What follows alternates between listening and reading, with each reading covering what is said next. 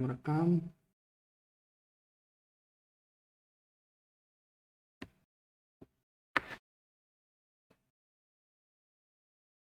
Assalamualaikum warahmatullahi wabarakatuh. Perkenalkan, nama saya Alexander, NPM 212310053, Prodi Manajemen Informatika. Oke, baik, kesempatan kali ini saya ingin memberikan informasi atau paparan untuk tugas akhir saya, yaitu dengan berjudul Sistem Informasi Pengaduan e-Lapor yang saya ambil studi kasusnya pada SMK di Kanata. Oke, pada bab 3 ini ada beberapa. Yang pertama itu ada analisis kebutuhan. Analisis kebutuhan yang digunakan dalam sistem yang dibangun melibatkan analisis kebutuhan masukan atau input dan juga kebutuhan keluar atau output.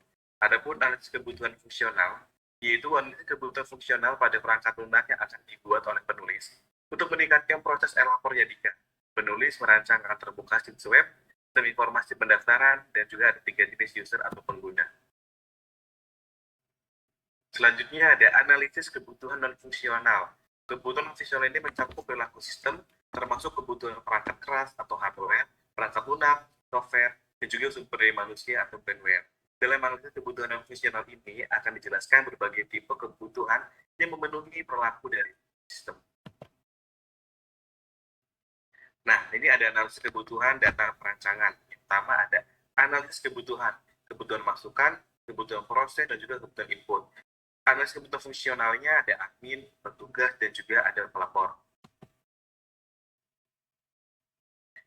Analisis kebutuhan dan perancangan. Analisis kebutuhan non fungsional, software, hardware, dan brandware. Di sini brandware-nya ada admin, petugas, dan juga ada pelapor. Ini terdiri 3 bagian. Nah, di sini ada perancangan. Bisa kita lihat, use case diagram digunakan untuk menggambarkan skenario interaksi antara user dengan juga aktivitas-aktivitas yang dapat digunakan di dalam sistem. Di dalam diagram ini terdapat siswa dan juga admin punya aktivitas-aktivitas yang dapat dilakukan terhadap sistem. Bisa kita lihat pada gambar use case di sini ada user itu bisa siswa, staff, atau juga guru. Nantinya bisa registrasi, login, kirim pengaduan, dan lain-lain. Dan juga akan tanggapi oleh humas. Dan selanjutnya di sini ada perancangan. Berikut adalah activity diagram. Activity diagramnya ini terdiri dari user, itu registrasi, sistemnya memvalidasi data, dan juga menampilkan login. Nah, perancangan berikut adalah activity diagram. User bisa mengisi isi form pengaduan, lalu ke sistem menampilkan form, dan juga akan dilanjutkan dengan pilihan kategori pengaduan, lalu bisa mengirim untuk ke pengaduannya. Nah, sini pun ada testing aplikasi. Pada tahap ini penguji dilakukan yaitu black box. Penulis melakukan uji coba terhadap sistem yang telah dibangun pun dengan hasil dan bukti dapat dilihat sebagai berikut. Ini sistem informasi pengaduan dalam bentuk. Oke, nah sini kita login sebagai admin, masukkan username sebagai admin dan juga passwordnya sebagai admin. Lalu kita login. Nah, setelah itu kita masuk pada dashboard berikut. Ada laporan masuk, laporan selesai. Dan di sini juga nanti ada registrasi.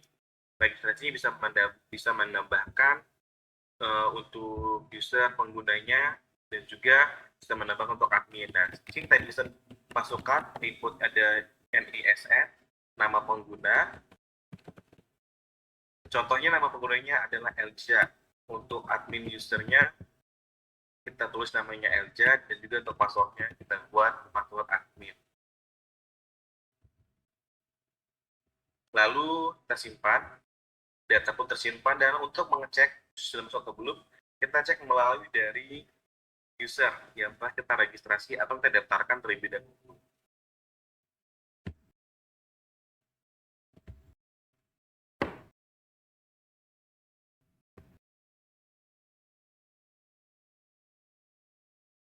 Oke, nah dapat kita lihat sini sudah terdaftar.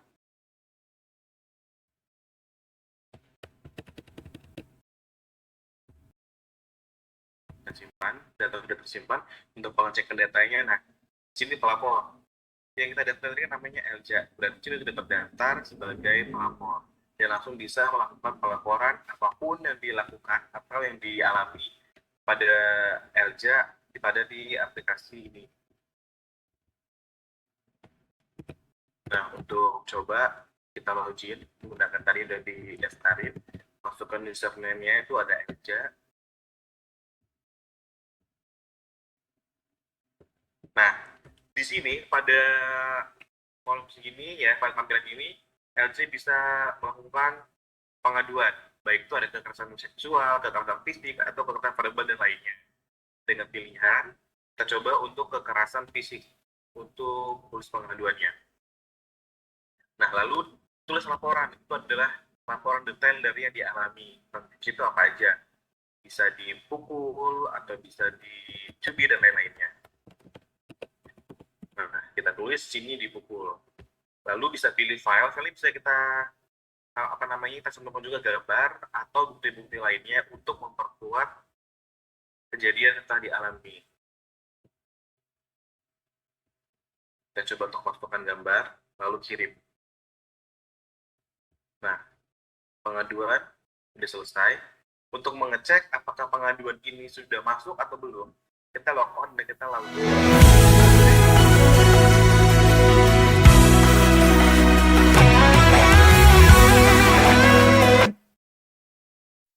Nah, sudah masuk nih, laporan dari terima sudah 5. Kita cek, sudah ada belum pengaduan dari saudara LJ tadi di dalam aplikasi ini.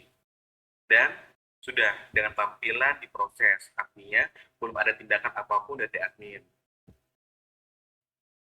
Pengaduan pun lalu akan ditanggapi oleh admin.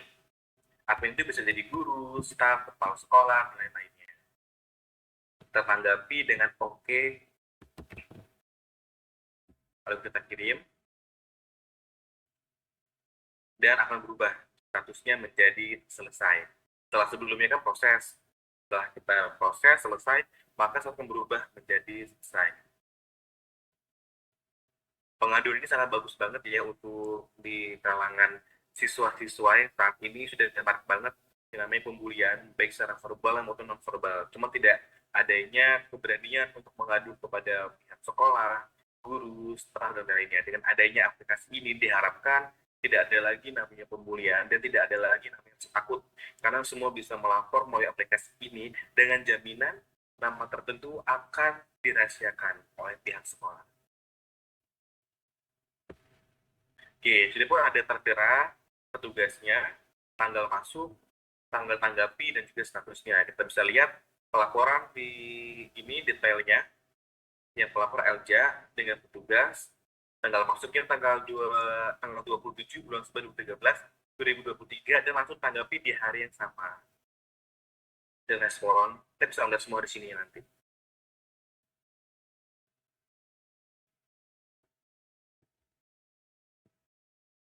Oke. Dan untuk ini bisa diaksesnya melalui link. Nah, ini pun juga kita bisa menambahkan petugas admin, itu bisa tambahkan juga dari guru, staf, kepala sekolah, dan lainnya. Nah, kita contoh ini, ingin menambahkan petugas admin. Bisa kita tulis namanya,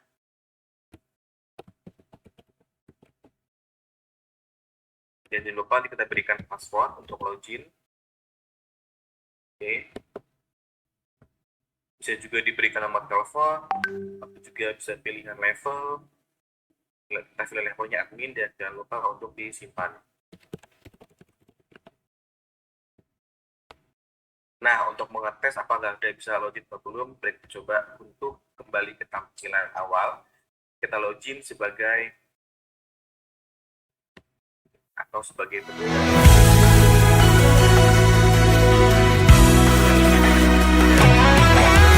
password yang sudah kita buat, login, dan berhasil. Dan sini pun ada dari dashboard ini tampilannya registrasi, pengaduan, respon, user, laporan, dan ada logon. Nah, di laporan ini kita bisa melihat nih laporan apa yang sudah masuk di bulan itu, atau di tanggal itu dan kita bakal record semua, baik dari minggu, harian, bulanan, bahkan tahunan. Nanti bisa kita lihat semuanya di sini.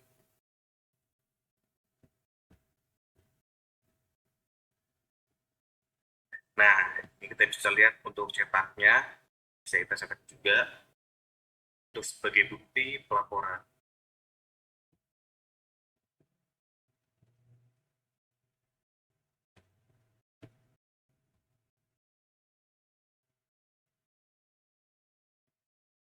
Oke, baik, kita lanjut setelah testing aplikasi. Nah, pada 4.3.3 ada halaman pengaduan. Fungsi yang diuji, cara menguji, halaman yang diterapkan, hasil pengujian. Setelah kita lakukan tadi testing, maka dapat disimpulkan bahwa fungsi yang diuji respon. Dengan menguji klik more, halaman diterapkan, admin petugas dapat proses pengaduan siswa yang berhasil. Dan ada di 4.3.4 halaman respon. Melihat tanggapan, dan juga sudah berhasil ya. Kita coba tadi admin petugas dapat melihat tanggapan dari petugas.